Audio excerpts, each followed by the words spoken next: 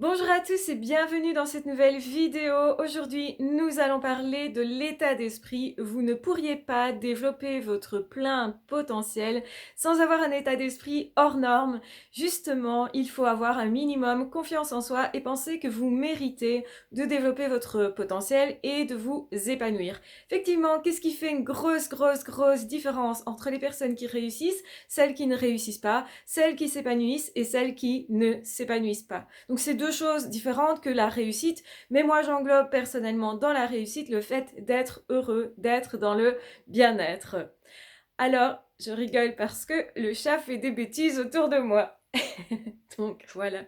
Donc justement, nous parlons d'état d'esprit, c'est une façon de voir la vie qui va être particulière et qui va être avantageuse. Donc plus vous serez déjà heureux dans la vie, plus vous allez vous apporter des réussites tant sociales, relationnelles, que des réussites professionnelles, des réussites aussi au niveau de nos apprentissages, nos acquisitions. Donc, vous l'aurez compris, il y a bien des façons de réussir et c'est très important de définir quelle est ma façon, qu'est-ce qui me convient à moi. Donc, en fonction de moi, de mes valeurs, de qui je suis, de qui je veux être, de ce que je veux vivre, de qui je veux fréquenter, eh bien, qu'est-ce que je veux comme réussite dans ma vie. Donc c'est très important parce qu'en fonction des personnes, nous aurons des choses très différentes. Ce chat fait n'importe quoi. Zoro, s'il te plaît. Bon, je vais pas me plaindre parce qu'il a été malade, donc maintenant ça veut dire que ça va mieux. Donc je vais pas me tracasser, mais si vous voyez ce qu'il fait, voilà. Oh là là. Enfin, soit.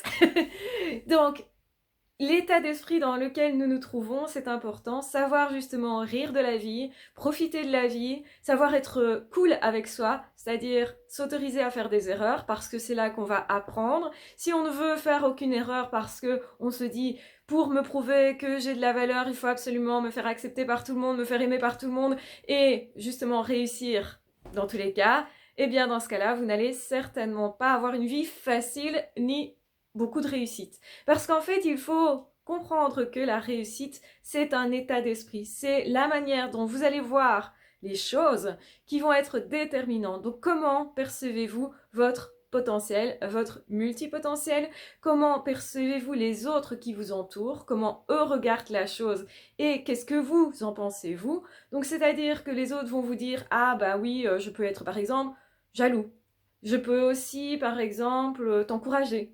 Donc, je vais être, moi, quelqu'un de différent dans qui je me enfin comment je me comporte avec vous, qui je suis vraiment. Si je suis votre ami, je vais vous encourager certainement.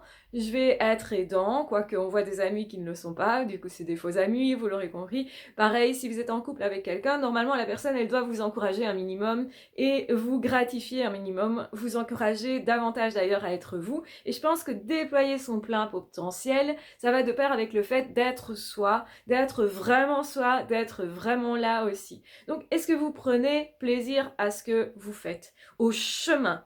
Donc, c'est très important de vous dire que oui, vous avez à parcourir un chemin qui peut déjà vous apporter de la satisfaction. Donc, plus on va s'aimer soi, plus on prend soin de soi, et plus on va se dire, le chemin, il doit être chouette. Il ne doit pas toujours n'être que chouette, parce que il y aura des difficultés, il y aura des obstacles. Et ma façon de réagir face aux obstacles va être déterminante.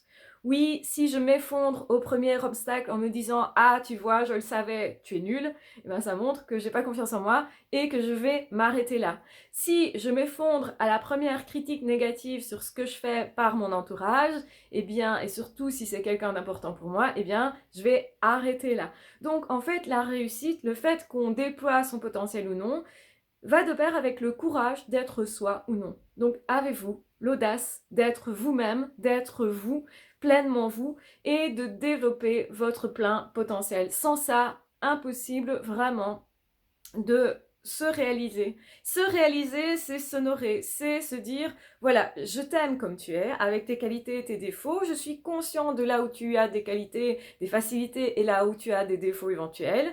Je suis d'accord avec le fait de faire des erreurs, d'essayer des choses, de corriger derrière, mais de corriger derrière. Ça veut dire que je vais pas faire continuellement les mêmes erreurs sans me remettre en question. Je vais me remettre beaucoup en question si je veux développer mon potentiel. Et ça explique aussi pourquoi beaucoup de surdoués sont beaucoup dans la remise en question et peuvent manquer du coup de confiance en eux parce qu'ils doutent plus facilement. Douter, c'est se dire ok, est-ce que je ne pourrais pas faire un truc plus efficace, ou est-ce que je fais vraiment quelque chose qui me correspond, ou est-ce que en fait je suis pas seulement en train de suivre ce que les autres veulent pour moi, ou est-ce que je suis pas en train juste de suivre une règle sociale, et je pense que ça se fait et ça ne se fait pas, et du coup je me prive de tout ce qui ne se ferait pas en fait. Mais en réalité, c'est juste là que ça se passe. C'est mon état d'esprit qui détermine quand je rencontre un obstacle, je m'arrête ou non. Je continue ou non. Et moi, je vais vous dire un truc, notez ça quelque part, une petite phrase que vous pouvez noter par exemple sur un mur, que vous pouvez accrocher, faites un dessin avec cette phrase. Quoi qu'il arrive, n'abandonne pas. Cherche une façon de faire qui soit possible. Ça veut dire que plus vous allez croire en vous, plus vous allez croire en votre projet, plus il va vous tenir à cœur et moins vous allez vous arrêter face aux obstacles. Vous allez vous dire, ah, il y a un obstacle, ça m'ennuie, mais j'abandonne pas.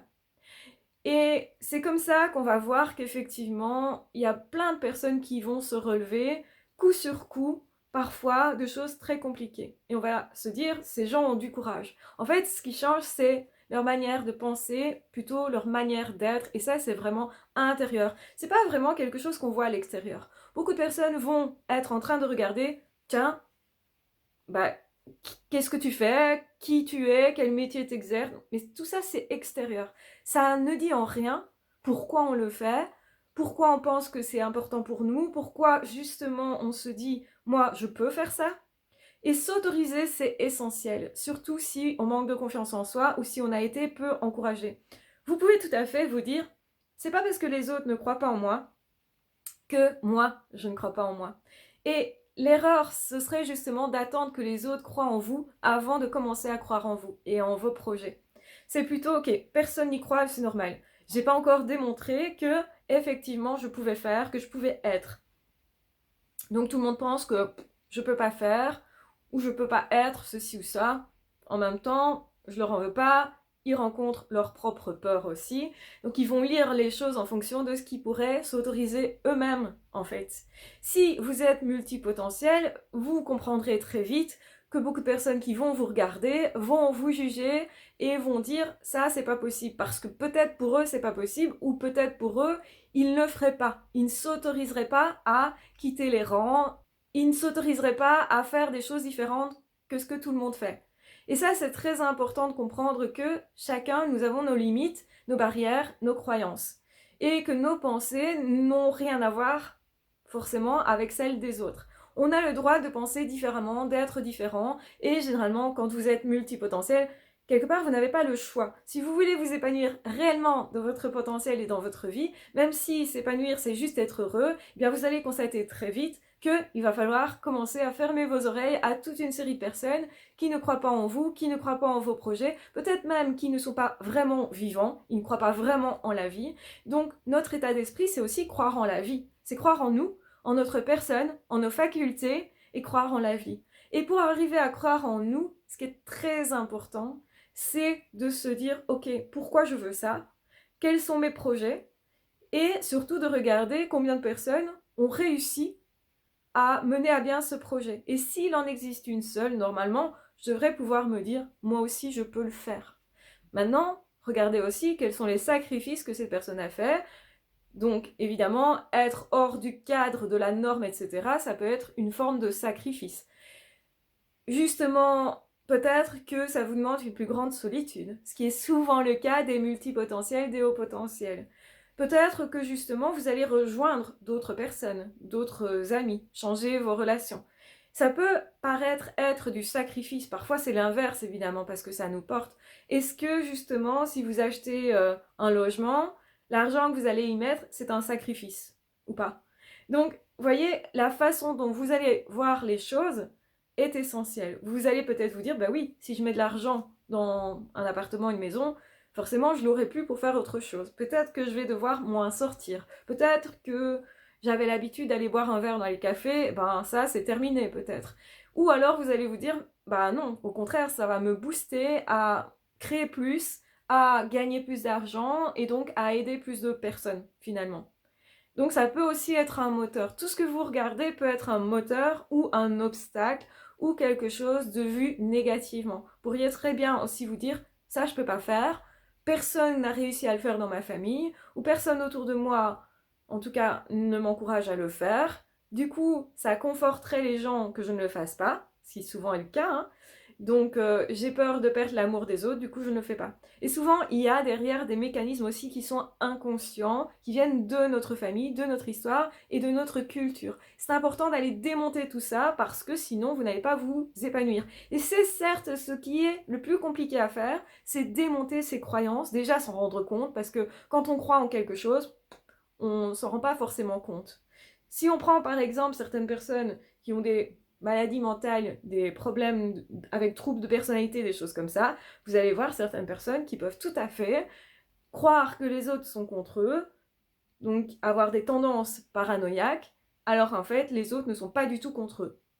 Ne cherchent même pas à leur nuire. Mais eux vont interpréter ça comme étant ah ben mon voisin là-bas au bout du couloir il fait un peu de bruit, donc c'est forcément pour m'ennuyer. C'est pas forcément le cas, hein. Donc c'est sa façon de vivre. Et parfois juste parler, donc une personne normale va se dire bon, bah, je vais lui expliquer que ça fait un peu de bruit, je vais aller le trouver, et normalement ça va bien se passer parce que bah, l'autre aussi a intérêt à ce que nous soyons en bons termes, et donc généralement avec des personnes, on va dire normalement constituées, des personnes saines, généralement la plupart des gens ils sont attentifs au bien-être des autres, ils peuvent être empathiques, ils peuvent être un minimum touchés aussi. Donc c'est important aussi de se dire bah, comment je vais présenter ça, moi, puisque je rencontre un obstacle peut-être pour me réaliser, et je peux lui expliquer, bah, écoutez, je travaille chez moi, j'ai besoin de plus de calme que la plupart du temps, mais particulièrement de telle heure à telle heure, le reste du temps, bah voilà.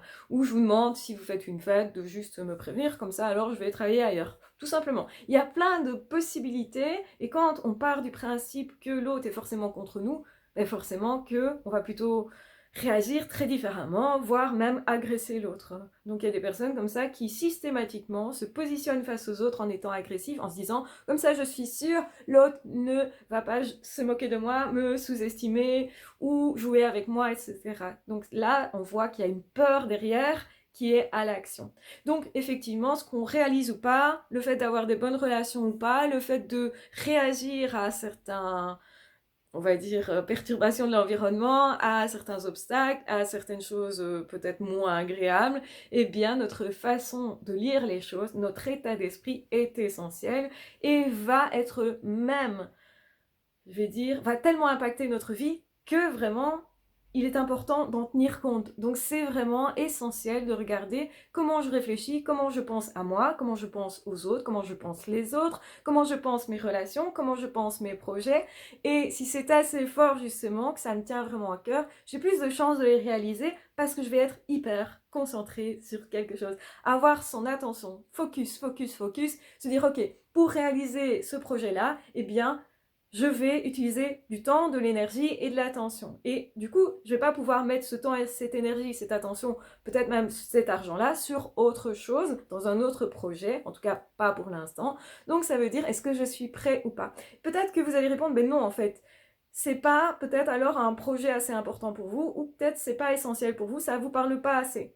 Maintenant, ce qui est essentiel, c'est de vous dire, bah, si ça me parle vraiment, alors je vais me donner une vraie chance. Mais je vais vraiment y aller, je vais y mettre vraiment du temps, vraiment de l'énergie, vraiment de la concentration, et peut-être quitte à éliminer d'autres choses qui me semblent aussi être importantes, mais moins importantes que ce projet-là. Et c'est comme ça que je vais développer mon potentiel, en me donnant une place prioritaire à moi, en fait.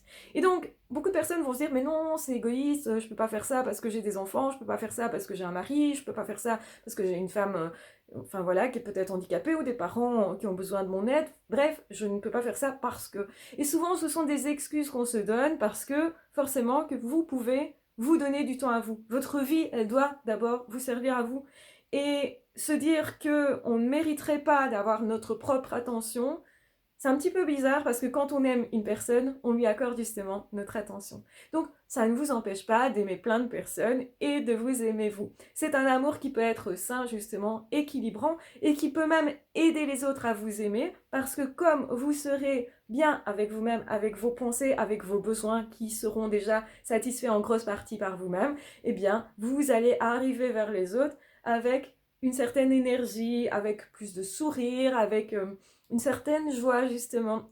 Vous allez être beaucoup plus accueillant et vous allez du coup améliorer vos relations parce que vous avez amélioré cette relation à vous où vous vous êtes dit, voilà, moi je veux m'épanouir dans mon potentiel, j'en ai le droit et si moi je suis épanouie, tout simplement, ça aide mes relations et ça aide certainement les autres à s'épanouir aussi, qui vont me demander mais comment t'as fait pour t'épanouir dans ce domaine-là? Et comme vous allez pouvoir vous épanouir dans plein de domaines, vous allez pouvoir aider plein de gens. Et quand vous vous dites en fait je suis là pour aider, eh ben, vous allez comprendre que c'est pas du tout égoïste, que c'est l'inverse.